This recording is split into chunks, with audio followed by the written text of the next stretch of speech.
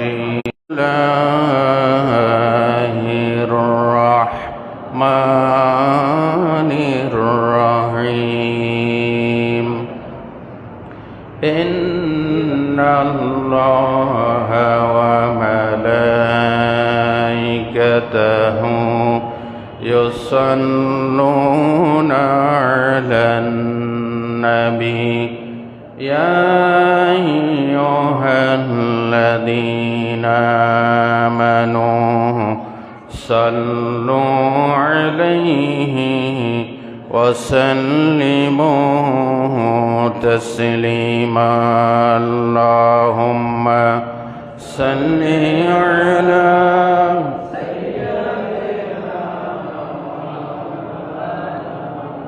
وعلى آل سيدنا بلغ العلا بكماله كشف الدجى بجماله حسنت جميع خصاله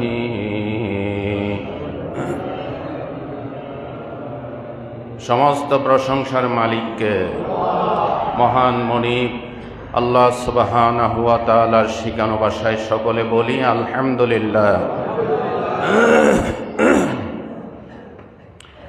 আপনারা সবাই ভালো আছেন? আল্লাহ পাকের শাহী দরবারে কোটি কোটি শুকরিয়া, যিনি আমাদেরকে জান্নাতের বাগানে কোরআন ও হাদিসের আলোচনার আসরে আসার বসার তৌফিক দান করেছেন। মহান মনিব আল্লাহ সুবহানাহু ওয়া তাআলা তিনি আমাদের সবচাইতে কল্যাণকামী, তিনি আমাদের সবচাইতে বেশি আপনজন, তিনি আমাদের সবচাইতে কাছের, তিনি আমাদেরকে আলো বাতাস, সূর্যের আলো, চন্দ্রের স্নিগ্ধ আলো, অক্সিজেন, নদ নদী, নেয়ামত রাজি দিয়ে ধন্য করেছেন। আল্লাহ সুবহানাহু ওয়া তাআলা যত নেয়ামত দিয়েছেন, সমস্ত নেয়ামতের ভিতরে শ্রেষ্ঠ নেয়ামত হচ্ছে কোরআন, নবী, ইসলাম। আলহামদুলিল্লাহ বলেন। ইসলাম এমন একটি জীবন বিধান, ইসলাম আমাদের কল্যাণ, আমাদের মুক্তির পথের দিশা দিয়েছে। যা কিছু আমাদের জন্য অকল্যাণ, যা কিছু আমাদের জন্য ক্ষতিকারক, যা কিছু আমাদের জন্য পরকালে জাহান্নামকে বাধ্যতামূলক করে, এই সমস্ত জিনিস থেকে ইসলাম আমাদেরকে মুক্তির পথ বাতলে দিয়েছে। ইসলাম যত অনুশাসন বিধিবিধান দিয়েছে সব আমাদের কল্যাণের জন্য। আজকে আমি আপনাদের সামনে মাদকতার কুফল এবং পরকালীন শাস্তি সম্পর্কে কথা বলবো ইনশাআল্লাহ। বর্তমান প্রেক্ষাপটে এটি একটি খুবই গুরুত্বপূর্ণ সাবজেক্ট। মাদকতা, এটা আরবি হচ্ছে আল খামর। খামর মানে মদ। মদকে কেন মদ বলা হয়? লে আন্নাল খামরা ইউখামিরুল আকলা। মদ পান করলে মানুষের মস্তিষ্ক ওলট পালট হয়ে যায়, ভালো মন্দ পার্থক্য করতে পারে না, এই জন্য এটাকে বলা হয় মদ। এটাকে কি বলা হয়? মদ বলা হয়। নবী করিম সাল্লাল্লাহু আলাইহি ওয়াসাল্লাম মদিনায় যাওয়ার পর মদকে রাষ্ট্রীয়ভাবে নিষিদ্ধ করা হয়। নবী করিম সাল্লাল্লাহু আলাইহি ওয়াসাল্লাম মদিনা যাওয়ার পর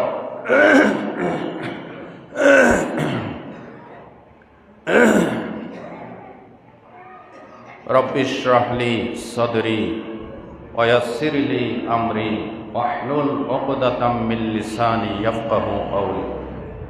আল্লাহ পাক আমাদের সকলের উপর রহমত দান করুন। মদিনা যাওয়ার পর এই মদ পান নিয়ে প্রত্যেক দিন মারামারি কাটাকাটি একটার পর একটা লেগেই থাকে। হযরত ওমর রাদিয়াল্লাহু তাআলা আনহু, সুনান তিরমিজির বর্ণনা এসেছে, তিনি আল্লাহর কাছে এই সমস্ত বিশৃঙ্খলা দেখে আল্লাহর কাছে বারবার হাত তুলে দোয়া করতেন, আল্লাহুম্মা বায়্যিন লানা ফিল খামরে বায়ানান শাফিয়া। আল্লাহ তুমি মদের ব্যাপারে একটা চূড়ান্ত আয়াত নাজিল কর।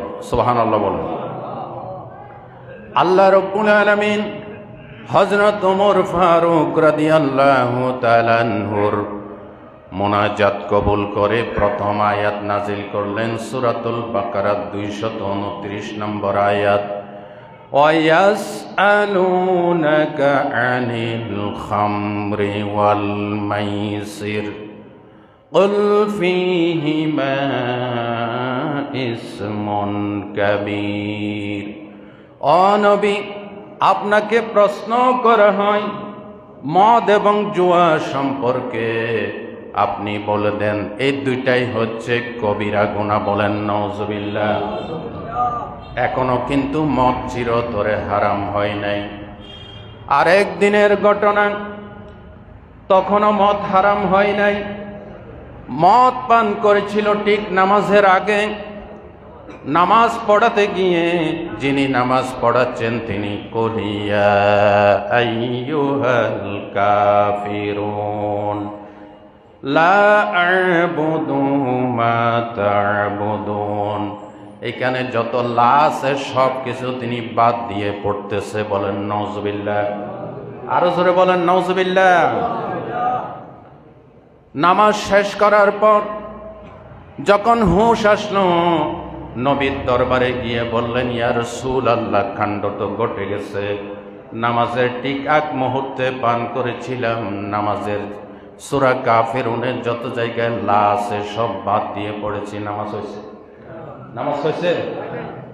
তখন আল্লাহ রাব্বুল আলামিন সূরাতুন নিসার 92 নম্বর আয়াত নাজিল করেন, ইয়া আইয়ুহাল্লাযীনা আমানু লা তাকরাবুস সালাতা ওয়া আনতুম সুকারা।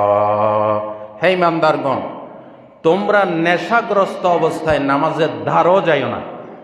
হাত্তা তা'লামু মা তাকুলুন, যতক্ষণ না বুঝো তুমি কি বলছো। আল্লাহু আকবার বলেন। যতক্ষণ তোমার বুঝে না আসছে তুমি কি বলছো, ততক্ষণ নামাজের দ্বারে কাছেও যাইও না। কিছু বেদাতপন্থীরা এই আয়াতের অর্ধেক তেলাওয়াত করে বলে আল্লাহ নামাজ পড়তে নিষেধ করছে। নাউজুবিল্লাহ বলেন না, আরো জোরে বলেন নাউজুবিল্লাহ। এখন কোরআনের ব্যাখ্যাকারীর কোনো অভাব নাই। কোরআনের ব্যাখ্যাকারীর কোনো অভাব নাই। আরে কোরআনের ব্যাখ্যা দিতে হলে মাদ্রাসায় কমসে কম 15 বছর পড়ে, ডজন কানিক তাফসির পড়ে, হাদিস পড়ে, এরপরেও কোরআনের ব্যাখ্যা দিতে হিসাব কিতাব করে দিতে হয়। কারণ রাসূল বলছে, যে ব্যক্তি আল্লাহর নামে মিথ্যা ব্যাখ্যা দিল সে যেন জাহান্নামকে নিজের জন্য ওয়াজিব বানিয়ে নিল। নাউজুবিল্লাহ বলেন।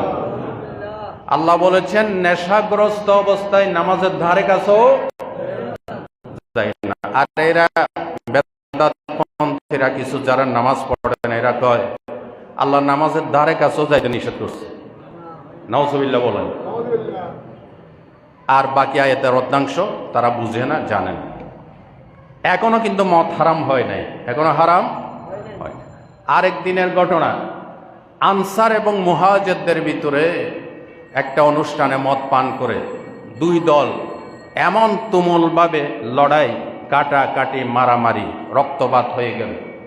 আসছে নবীর দরবারে, ইয়া রাসূলুল্লাহ, এই অবস্থা। হযরত ওমর হাত তুলে বললেন, আল্লাহুম্মা বায়্যিন লানা ফিল খামরে বায়ানান শাফিয়া।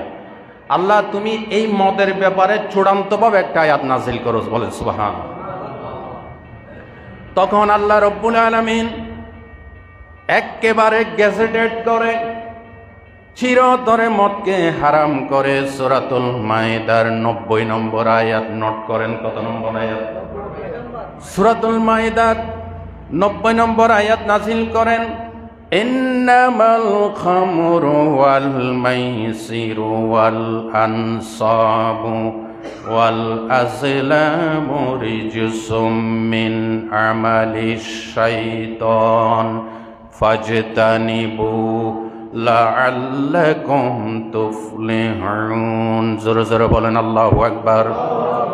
রব্বুল আলামিন বলেন, ওহে ইমানদারগণ, তোমরা মদ থেকে, জুয়া থেকে, মূর্তি পূজা থেকে, ওয়াল আজলাম, ভাগ্য নির্ণয়কারী তীর, এই সব থেকে তোমরা পুরোপুরিভাবে নিজেকে সেফ সাইডে নিয়ে আসো। তোমাদের জন্য হারাম ঘোষণা করলাম লাআল্লাকুম তুফলিহুন, এটা যদি করতে পারো তোমরাই সফল কাম হয়ে যাবে। এই আয়াত নাজিল হওয়ার পর মাইক নাই, টেলেক্স নাই, ইন্টারনেট নাই, ফ্যাক্স নাই, প্রচার মাধ্যম বলতে কিছুই ছিল না। নবীজি সাহাবীদেরকে বললেন, বাজারে বাজারে যাও, এলান করে দাও আল্লাহ রব্বুল আলামিন মদকে হারাম করে দিয়েছেন। সাহাবীরা জোরে জোরে চিল্লাতে লাগলেন, মদ হারাম, মদ হারাম। যারা গলার ভিতরে মদ নিয়েছিল আঙ্গুল দিয়ে বমি করে ফেলে দিল। হাদিস শরীফে এসেছে, যাদের মটকার ভিতরে মদ ছিল লাথি মেরে ভেঙে দিল। এমন ভাবে মদের বন্যা বয়ে গেল, তাফসিরে এসেছে টাকনুগিরা পর্যন্ত মদিনা শরীফে মদের সয়লাব বয়ে গেল। বলেন নাউজুবিল্লাহ। মদ চিরতরে নিষিদ্ধ ঘোষণা করলেন কে? আল্লাহ। মাদকতা হচ্ছে গোমরাহির লক্ষণ। মাদক দ্রব্য যারা পান করে এরা গোমরা নাকি হেদায়েত প্রাপ্ত? আরো জোরে বলেন, গোমরা। এটার দলিল বুখারী শরীফে কিতাব যিকরুল আম্বিয়া। বুখারী শরীফে কিতাব যিকরুল আম্বিয়ার ভিতরে আল্লাহ রাসূল সাল্লাল্লাহু আলাইহি ওয়াসাল্লাম থেকে সহিহ সনদে ইমাম বুখারী রাহমাতুল্লাহ আলাইহি হাদিস নিয়ে এসেছেন। মেরাজের রাত্রে যখন মসজিদে জেরুজালেমে বাইতুল আকসায় আল্লাহ রাসূল সমস্ত নবীদেরকে নিয়ে 2 রাকাত নামাজ পড়লেন। নামাজ শেষে নবীজির সামনে 2 রকম পানীয় পরিবেশন করা হয়েছে। হাদিসটা এইভাবে এসেছে, সুম্মা উতিতু বিইনাআইন ফি আহাদিহিমাল লাবান ওয়াল আখারু খামার। রাসূলের সামনে একটা পেয়ালায় নাপাক মদ এবং আরেকটা পেয়ালায় দুধ পরিবেশন করা হলো। ফাকালা ইশরাব, যিনি নিয়ে এসেছেন তিনি বললেন আপনি পান করেন। আইয়ুহুমা শিতা, যেটা আপনার পছন্দ হয়। ফাখাসতুল লাবান, আল্লাহ রসুল দুধের পেয়ালাটা গ্রহণ করলেন। ফাশারিবতুহু, তিনি পান করলেন। ফাকিলা আখাসতুল ফিতরা, রসুল যখন দুধ পান করলেন, যিনি দুধ নিয়ে এসেছেন তিনি বললেন আপনি স্বভাবজাত জিনিসটা গ্রহণ করেছেন। আমা ইন্নাকা লাউ আখাসতাল খামরা গাওয়াত উম্মাতুকা, আপনি যদি মদের পেয়ালাটা গ্রহণ করতেন আপনার সমস্ত উম্মত গোমরাহ হয়ে যেত। আল্লাহু আকবার। এই হাদিসের ব্যাখ্যায় খুব খেয়াল করেন, এই হাদিসের ব্যাখ্যায় মুহাদ্দিসিন একরাম লিখেছেন এখানে আল্লাহ পরীক্ষামূলকভাবে নবীর সামনে 2টা পেয়ালা দিয়েছেন, একটাতে মদ আরেকটাতে দুধ। নবী মদ পান করে ইশারা দিলেন ইসলাম সুস্থতার পক্ষে, ইসলাম সহজ সরলের পক্ষে। নবীজি মদের পেয়ালা গ্রহণ না করে এটাই বুঝিয়েছেন ইসলাম অস্বাস্থ্যকর জিনিস, ঝুঁকিপূর্ণ জিনিস থেকে মানুষকে সেফ সাইডে নিয়ে আসতে চায়। আল্লাহু আকবার। মদ হচ্ছে সুস্পষ্ট গুমরাহির লক্ষণ, সুস্পষ্ট গুমরাহির লক্ষণ। এই জন্য নবীজি ওই পথভ্রষ্টতা গ্রহণ করেন নাই। সুবহানাল্লাহ বলেন। যে ব্যক্তি মদ পান করে ওই ব্যক্তি আর মুমিন থাকে না। মদ পানকারীকে ঈমান ধিক্কার দেয়, লানত দেয়, তিরস্কার দেয়। হাদিস শরীফে আল্লাহর রাসূল বলেছেন, সহিহ মুসলিমের বর্ণনায়, লা ইয়াজিনি জানি হিনা ইয়াজিনি ওয়া হুয়া মুমিনুন ওয়ালা ইয়াশরাবুল খামরা হিনা ইয়াশরাবু ওয়া হুয়া মুমিনুন ওয়ালা ইয়াসরিকুস সারিকু হিনা ইয়াসরিকু ওয়া হুয়া মুমিন। হযরত আব্দুল্লাহ বিন আব্বাস এই হাদিসটা বর্ণনা করেছেন। তিনি বলেন আল্লাহ রাসূল বলেছেন জেনাকারী জেনা করা অবস্থায় ঈমানটা তার থেকে বেরিয়ে যায়, তার মাথার উপরে গিয়ে তাকে ধিক্কার দিতে থাকে, লানত দিতে থাকে। বলেন নাউজুবিল্লাহ। শরাব পানকারী শরাব পান করা অবস্থায় ঈমানটা তার ভিতর থেকে বেরিয়ে যায়। এই হাদিসের ব্যাখ্যায় হযরত আব্দুল্লাহ বিন আব্বাস বলেন ঈমানের নূরটা তার থেকে বেরিয়ে যায়, তাকে ধিক্কার দিতে দিতে, লানত দিতে দিতে তার থেকে দূরে সরে যায়। আর বলে আল্লাহর বান্দা এত বড় নিয়ামত ইমান, ইমানের সাথে কিভাবে বেঈমানি করলি বলেন নাউজুবিল্লাহ। আর জোরে বলেন নাউজুবিল্লাহ। ইমানের চাইতে বড় দৌলত আছে? ইমানের চাইতে বড় নিয়ামত আছে? আল্লাহ রাব্বুল আলামিন বলেন, ইন্নাল্লাযীনা আমানু ওয়া আমিলুস সলিহাতি ইয়াহদিহিম রাব্বুহুম বিঈমানিহিম। যারা ঈমান এনেছে, সৎকর্ম করেছে, আল্লাহ তাদেরকে ঈমানের মাধ্যমে হেদায়েতের পথে নিয়ে আসেন। বলেন সুবহানাল্লাহ।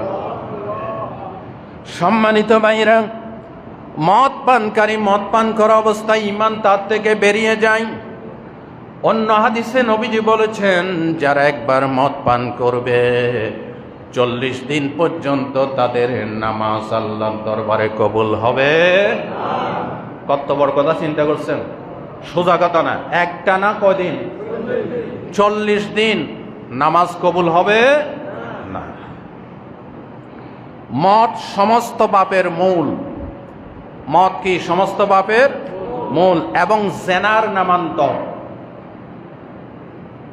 সহিহ আত-তাবরানী এই গ্রন্থের ভিতরে এসেছে, আল খামরু উম্মুল ফাওয়াহিশ ওয়া আকবারুল কাবাইর। মদ হচ্ছে সমস্ত অশ্লীলতা, সমস্ত পাপের মূল। আর কি?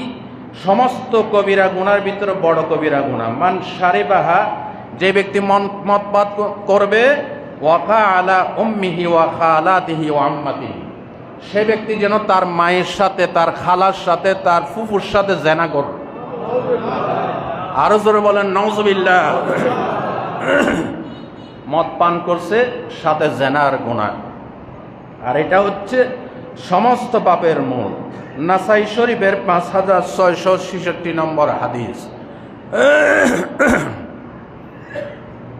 আল্লাহ রসুল সাল্লাল্লাহু আলাইহি ওয়াসাল্লাম বলেন, বনি ইসরাইলের এক আবেদ ছিল।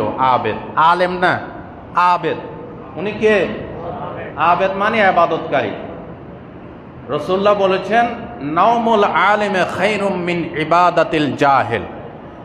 আলেম সাহেব সুন্নত মোতাবেক সুন্নতি দোয়া পড়ে, সুন্নতি স্টাইলে ঘুমাচ্ছে। আলেমের ঘুম, রসুল বলেন, আবেদের ইবাদত চাইতে অনেক উত্তম। সুবহানাল্লাহ বলেন। কারণ কিয়ামতের দিন সওয়াব দেওয়া হবে জ্ঞান অনুযায়ী। কি অনুযায়ী? জ্ঞান অনুযায়ী। আপনি নামাজ সম্পর্কে কি জানেন? যতটুকু জানেন এতটুকু সওয়াব দেওয়া হবে। আর একজন নামাজ পড়ছে, সে নামাজের ফজিলত সম্পর্কে অনেক কিছু জানে, তার সওয়াব আপনার সওয়াব সমান হবে কি না? না, সমান হবে না। ইলম অনুযায়ী সওয়াব। সাহাবায়ে কেরাম যে নামাজ পড়ছেন, তাদের নামাজের সওয়াব আমাদের নামাজের সওয়াব সমান হবে? বলেন সমান হবে?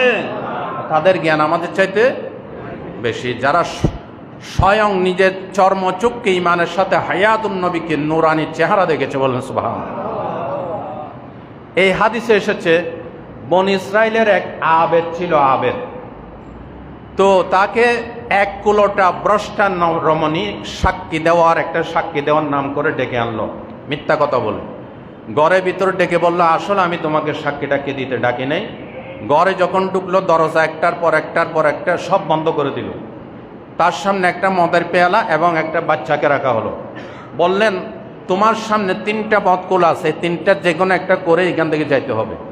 1 নাম্বার, হয় তুমি আমার সাথে জেনা করবে, অথবা এই বাচ্চাটাকে হত্যা করবে, অথবা মদ পান করবে। কোনটা করবে বলো? ওই আবেদ সাহেব চিন্তা করলেন, ওরে বাপ রে বাপ, হত্যা করা আমি পারবো না, জেনা করাও পারবো না, মদের পেয়ালাটা দাও, আমি মদ পান করবো। এটাকে সে হালকা মনে করলো। আল্লাহর নবী বলেন, ওই লোকটি মদের পেয়ালা নিয়ে পান করলো। পান করার সাথে সাথে তার ভিতরে মাদকতা শুরু হয়ে গেল। অতঃপর সেই ব্যক্তি বলল, আমাকে আরেক পেয়ালা মদ দাও। আরেক পেয়ালা মদ পান করলো। মাতাল যখন হয়ে গেল, ওই নারীর সাথে জেনাও করলো।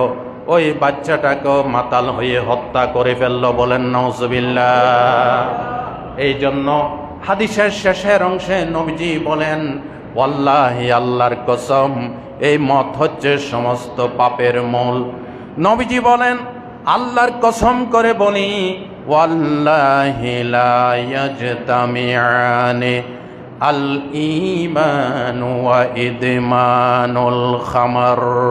হায়াতুন নবী কসম করে বলছেন, আল্লাহর কসম, নিশ্চয় মদ পান এবং ঈমান একই বডির ভিতরে থাকতে পারে না। সম্মানিত ভাইয়েরা, যে ব্যক্তি মদ পান করে এটা সমস্ত গুনার দিকে তাকে ঠেলে দেয়। আমাদের বর্তমান প্রেক্ষাপটে দেখেন, মদ পান করলে পরে কাটাকাটি, মারামারি হয়, খুন হয়, রাহাজানি হয়। মদ পান করার ফলে স্বামী স্ত্রীর ফাটল সৃষ্টি হয়, পিতা পুত্রের, সন্তান এবং মাতা পিতার সম্পর্কে ফাটল ধরে, টাকা পয়সা চুরি হয়, খুন হয়, দর্শন হয়, রাহাজানি হয়, এই একটা মদ থেকে। ঠিক কিনা বলেন? এই জন্য স্টেপ বাই স্টেপ পৃথিবীর দ্বিতীয় বৃহত্তম মুসলিম দেশে মদকে রাষ্ট্রীয় আইন, পার্লামেন্ট আইন পাশ করে মদকে ছিঁড়ে ধরে মুহাম্মদুর রাসূলুল্লাহর ফর্মুলা অনুযায়ী, ইসলাম অনুযায়ী মদকে হারাম ঘোষণা করা হোক। আপনারা একমত কিনা? এই যে এইদিকে এরিয়া চোখ বুলান, স্পটে স্পটে, রেল লাইনের পাশে পাশে, অলিতে গলিতে, ব্যাঙ্গের ছাতার মতো রাতের অন্ধকারে মদের স্পট বসে। আমাদের এই মসজিদে এই আকবর সাতানার ওসি সাহেব আসছিলেন, মনে আছে? উনি এখানে দাঁড়িয়ে কি বলেছিলেন? উনি বলেছিলেন, কোথাও মদের আড্ডা দেখলে তাদেরকে ঘেরাও করে থানার ভিতরে কল দিবেন। সেই জন্য আপনাদের প্রতি অনুরোধ, মদ, হিরোইন, গাঁজা, এই নেশাদ্রব্য নিয়ে যারা এখানে স্পট বসায়, আড্ডা বসায়, তাদেরকে ঘেরাও করে আমাদের গণপ্রজাতন্ত্রী বাংলাদেশ সরকারের প্রত্যেকটি থানায় থানায় খবর দিয়ে তাদেরকে পুলিশের কাছে হ্যান্ড ওভার করার দরকার। ঠিক কিনা বলেন? আমাদের যুবকদেরকে, তরুণদেরকে নষ্ট করে দিয়েছে মাদকতা। মদ খেয়ে চোখ দুটা লাল লাল হয়ে যায়, মাথার উপরে বাল্লুকের মতো লম্বা লম্বা চুল, গড়ে গিয়ে স্ত্রী চিনে না, মা চিনে না, বাবা চিনে না, সন্তান চিনে না, মাতলামি করে। ঠিক কিনা বলেন? মদ আমাদের জন্য গজব। আমাদের সোশ্যাল স্ট্রাকচার, ফ্যামিলি স্ট্রাকচার, পারিবারিক শিথিলতা, মহব্বতের বন্ধনকে নষ্ট করে দেয় মাদকতা। ঠিক কিনা? এই জন্য আমরা সকলে মদ বন্ধ হোক, এটা চাই কিনা? চাই কিনা? যারা বলে যে চাই না, সে মুহাম্মদ রাসূলুল্লাহর উম্মত নয়, সে নবীর শাফাত থেকে বঞ্চিত হবে। বলেন নাউজুবিল্লাহ। মাদক দ্রব্যের প্রচলন বেড়ে যাওয়া এটা আল্লাহর গজব আসার লক্ষণ। বাংলাদেশে এখন ভূমিকম্প কম হচ্ছে নাকি বেশি হচ্ছে? আল্লাহ একটু একটু নাড়া দেয়, সতর্ক হও, সতর্ক হও। বেশির থেকে বেশি যদি 5 মিনিট হয়, বাংলাদেশের লক্ষ লক্ষ লোকের লাশ পড়ে যাবে। ঠিক কিনা বলেন? এটা আজ থেকে 1500 বছর আগে রাসূলুল্লাহ বলেছেন, আন্না রাসূলুল্লাহ সাল্লাল্লাহু আলাইহি ওয়াসাল্লাম ক্বালা ফি হাযিহিল উম্মাতি খাসফুন ওয়া মাসখুন ওয়া কাযফুন। রাসূলুল্লাহ বলছেন, এই জাতির উপর আল্লাহ তাআলা পাথরের বৃষ্টি বর্ষণ করবেন, ভূমিকম্প দিবেন, তাদের চেহারা বিকৃত করে দিবেন। কখন? ক্বালা ইজা যহরাতিল কায়নাত, যখন গান বাজনা বেড়ে যাবে। জোরে বলেন নাউজুবিল্লাহ। ওয়াল মাআজিফ, তবলা, হারমোনিয়াম, এগুলির প্রচার প্রসার বেড়ে যাবে। ওয়া শুরিবাতিল খুমর, এবং মদ্যপান বেড়ে যাবে।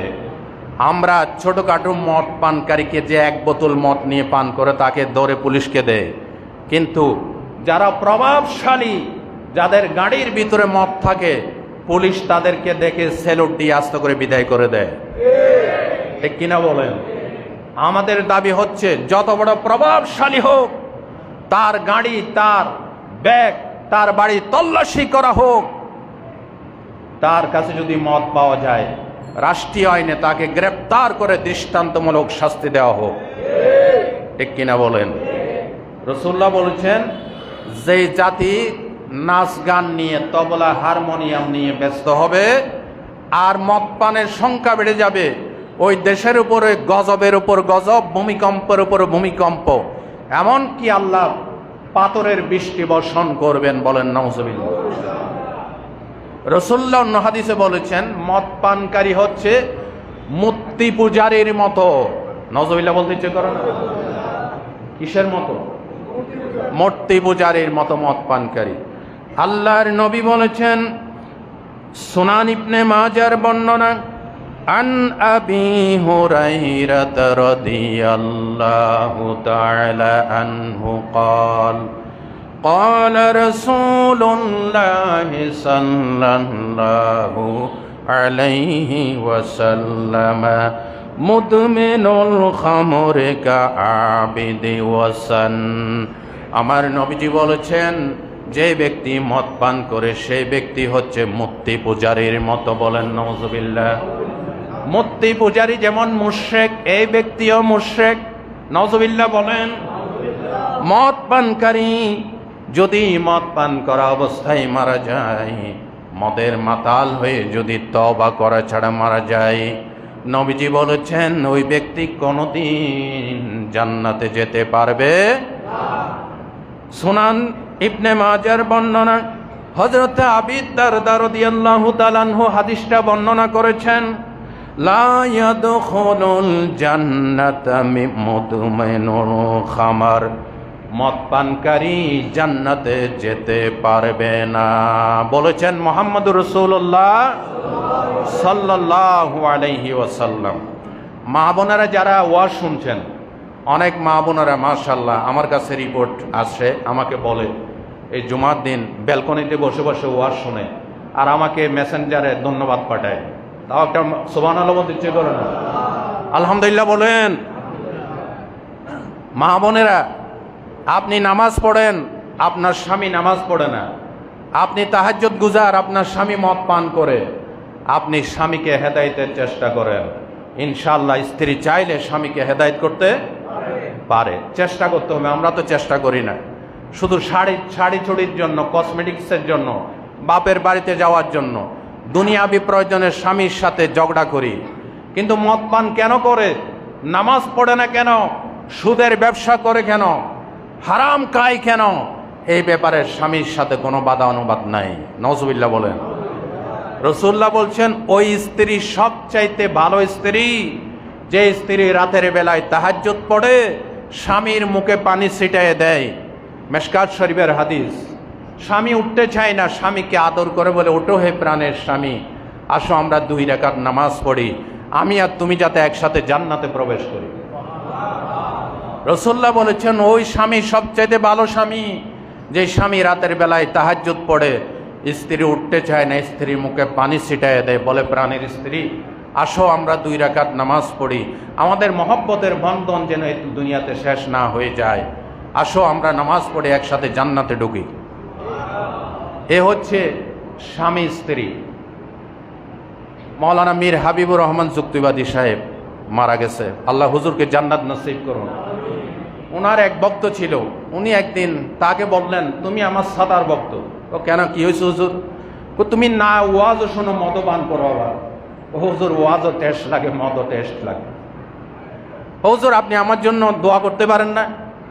তো হাবিবুর রহমান যুক্তিবাদী সাহেব বলেন, দেখেন আমি তার জন্য অনেক দোয়া করেছি, আমার দোয়া কবুল হয় নাই।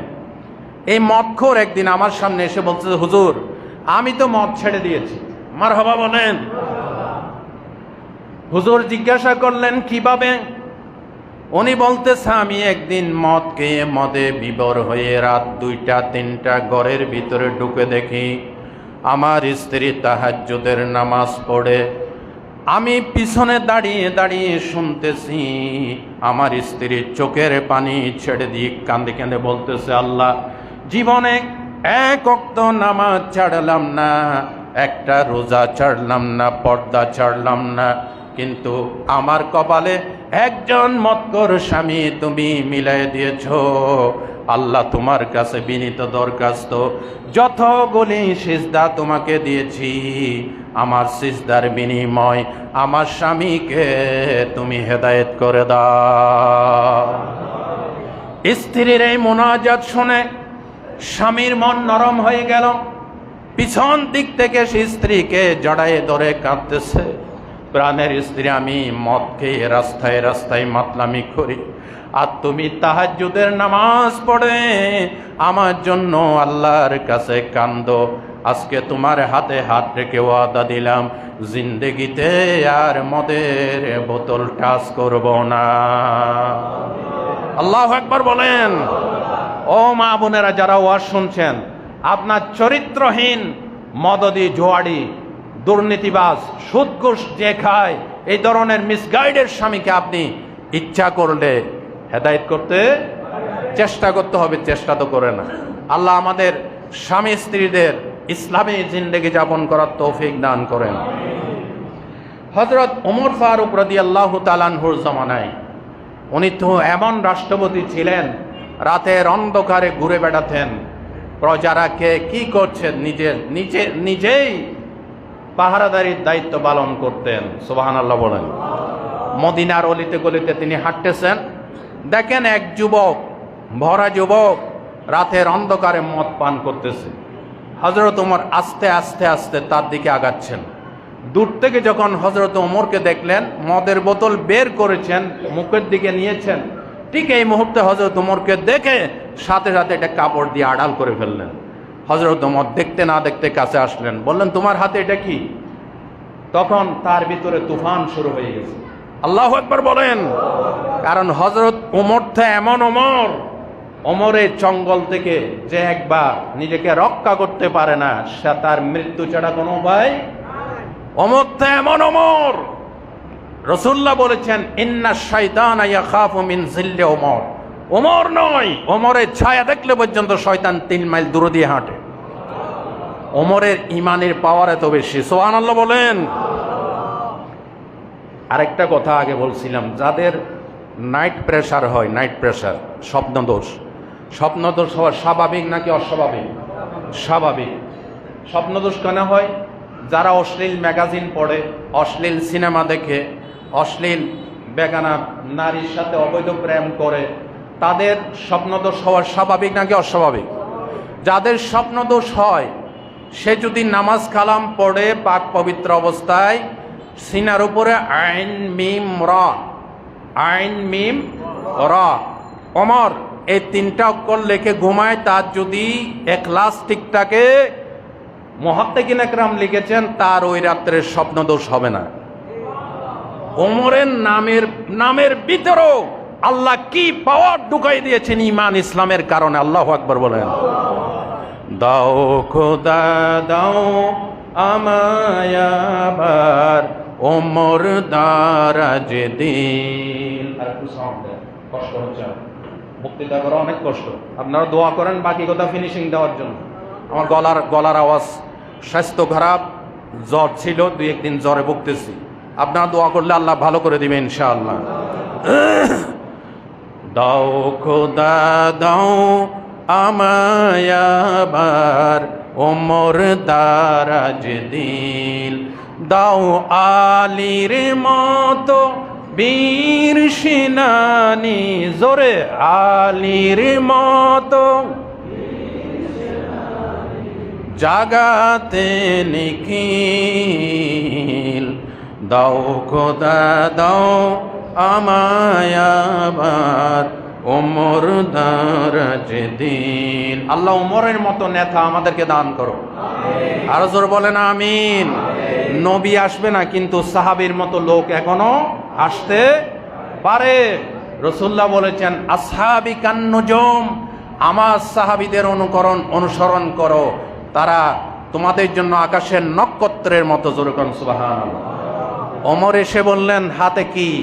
তার ভিতরে তখন তুফান শুরু হয়ে গেছে। সুবহানাল্লাহ বলেন। লোকটি মনে মনে ভিতরে আল্লাহর কাছে তওবা করলেন, বললেন, আজকের জন্য আল্লাহ তুমি বাঁচাইয়ে দাও, তোমার কাছে ওয়াদা করতেছি জিন্দেগিতে আর মদের বোতল টাচ করব না। হযরত ওমর বারবার জিজ্ঞাসা করেন, তোমার বোতলের ভিতরে কি? এবার লোকটি তওবা করার পর বলতেছে, আমার বোনের বাচ্চা হয়েছে, শুনতে পেয়েছি, বোনের বাড়িতে গরম দুধ নিয়ে যাচ্ছি। বলেন আল্লাহু আকবার। হযরত ওমর বলেন, আমি বিশ্বাস করি না, বোতল বের করো। বোতল বের করে যখন বোতলের ভিতরের থেকে ঢালতেছে, আল্লাহর কুদরত, সবগুলি সাদা সাদা দুধ বের হচ্ছে। আল্লাহু আকবার বলেন। আল্লাহ ওই মদ করে তওবা কবুল করে ফেলেছেন। সুবহানাল্লাহ বলেন। যারা মদের সাথে জড়িত, আফিমের সাথে জড়িত, গাজার সাথে জড়িত, তওবা করো। এই অবস্থায় মরলে আল্লাহর কসম আজকের এই বক্তৃতা সাক্ষী থাকলো, জাহান্নাম তোমার জন্য অবধারিত, মুহাম্মদুর রাসূলুল্লাহর শাফাত তোমার জন্য হারাম, হারাম এবং আবারও হারাম। ঠিক কিনা বলেন? যুবক বন্ধুগণ, মদ ছাড়ো, জুয়া ছাড়ো। রাসূলুল্লাহ বলেছেন এমন একটা সময় আসবে, লা ইয়াশরাবান্না মিন উম্মাতিয়াল খামার ইউসাম্মুনাহা বিগাইরি ইসমিহা। আমার উম্মতেরা এমন একটা সময় আসবে মদের নাম পাল্টিয়ে মদ পান করবে। এখন কি সবগুলিকে মদ বলা হয়? হয় না। বিভিন্ন নাম, যেমন মদ, তাড়ি, আফিম, গাঁজা, মারিজোয়ান, হেরোইন, মরফিন, কোকেন ইত্যাদি বিভিন্ন নাম পাল্টাইয়া মদ পান করে। আছে কিনা বলেন? নেশা দ্রব্য পান করে। যে নেশা আপনার আকলকে বিকৃত করে দেয়, এই নেশা চিরতরে হারাম ঘোষণা করেছে ইসলাম। ঠিক কিনা বলেন? বলেন আমাদের এই বাংলাদেশে মদ আছে কিনা? আছে কিনা? ফেন্সিডিল, এটা কি নেশাদ্রব্য নাকি নেশাদ্রব্য নয়? আছে না নাই? একবার চান্দিনাতে পেপারে দেখলাম, চান্দিনাতে আমি ওয়াজও করে আসছি, চান্দিনা, নড়িতলা, আতাপুর বাজার এবং পূর্ব আসাদগঞ্জ, এই দুইটাই এলাকায় আমি ওয়াজ করে এসেছি। চান্দিনার লোকেরা থাকলে চিনবেন অবশ্যই। চান্দিনাতে ডাইল পাওয়া গেছে। আমি পেপারে দেখে বললাম, কি দেশে আছি আমরা, কি একটু ডাইলও খাইতে পারবো না? হুজুর এটা ওই ডাইল না, আমি মনে হচ্ছে মসুর ডাইল। হুজুর ওইটা ওই ডাইল না, এটা হচ্ছে ফেন্সিডিল। ফেন্সিডিলকে কি লাগছে? ডাইল। এবার বলেন তাদেরকে কেন দেব না গাইল? জাহান্নামের ভিতরে হাঁটবে মাইলের পর। এগুলি সবগুলি শয়তানি চাইল। নাম রাখছে কি? না না না, হাসেন। শ্রোতাদেরকে একটু জজবা দেয়, আমার ওয়াজের রসকস দেওয়ার চেষ্টা করি। তা একটা সুবহানাল্লাহ বলবেন না? মারহাবা বলেন। রাত মদকে সামাজিকভাবে, রাষ্ট্রীয়ভাবে আমরা নিষিদ্ধ ঘোষণা করতে হবে। আমরা এই দাবি জানাচ্ছি আজকের এই জুমা থেকে। ঠিক কিনা বলেন? আসুন মদ থেকে দূরে সরি। মুহাম্মদুর রাসূলুল্লাহ সাল্লাল্লাহু আলাইহি ওয়াসাল্লাম কোন মদদিকে কিয়ামতের দিন শাফাত করবেন না। আমরা মদ পানকে হারাম ঘোষণা করা হোক, এই দাবি জানাচ্ছি। সম্মানিত ভাইয়েরা, সম্মানিত যুবক বন্ধুগণ, চরিত্র সুন্দর করো। রাসূলুল্লাহ বলেছেন, ইন্না আসকালা শাইইন ইউদাউ ফি মিজানিল মুমিনি খুলুকুন হাসান। যে ব্যক্তির চরিত্রকে মদ, জুয়া, জেনা, ব্যভিচার, মিথ্যা, দুর্নীতি, জুলুম থেকে মুক্ত করবে, আমি মুহাম্মদুর রাসূলুল্লাহ বলছি, সে ব্যক্তির এই ভালো চরিত্রকে কিয়ামতের দিন সবচাইতে ওজনদার জিনিস হিসেবে আল্লাহ তাআলা গ্রহণ করবেন। আল্লাহ রাসূল হাদিসে বলেছেন, ইন্নাল মুমিনা লা ইউদরিকু বিহুসনি খুলুকিহি দারাজাতা কায়মিল লাইলি ওয়া সায়মিন নাহার। যে ব্যক্তির চরিত্র সুন্দর, 5 ওয়াক্ত নামাজ পড়ে, হালাল খায়, ভালো চলে, তাহাজ্জুদ পড়তে পারে না, নফল রোজা রাখতে পারে না, রাসূলুল্লাহ বলেছেন লা ইউদরিকু বিহুসনি খুলুকিহি, তার সৎ চরিত্র দিয়ে আল্লাহ তাকে নফল রোজা এবং সারা বছর তাহাজ্জুদ পড়লে যে সওয়াব, সৎ চরিত্রের কারণে প্রতিদিন তার আমলনামায় সেই সওয়াব উঠতে থাকে। দেখছেন আল্লাহ সওয়াব কোন দিকে দিচ্ছে? চরিত্র সুন্দর করো। ও যুবক বাবাজিরা, তোমাদের পায়ে হাত রেখে বলি, আজকে 23 বছর এই মসজিদে আমি গলা ফাটায় এই ওয়াজগুলি করতেছি। আল্লাহ আমার মুসল্লি ভাইদেরকে, আমার ইয়ং জেনারেশন, নবজাগরণের অগ্রদূত এই তরুণ ভাইদেরকে আল্লাহ মদ থেকে, জুয়া থেকে, হেরোইন থেকে, আফিম, গাঁজা থেকে, সমস্ত নেশাদ্রব্য থেকে আল্লাহ এই যুবক ভাইদেরকে হেদায়েত করুন, বলেন আমিন। সম্মানিত ভাইরা, আপনাদের সামনে যে কথাগুলি বলেছি, আল্লাহ আমাকে আপনাদেরকে আমল করার তৌফিক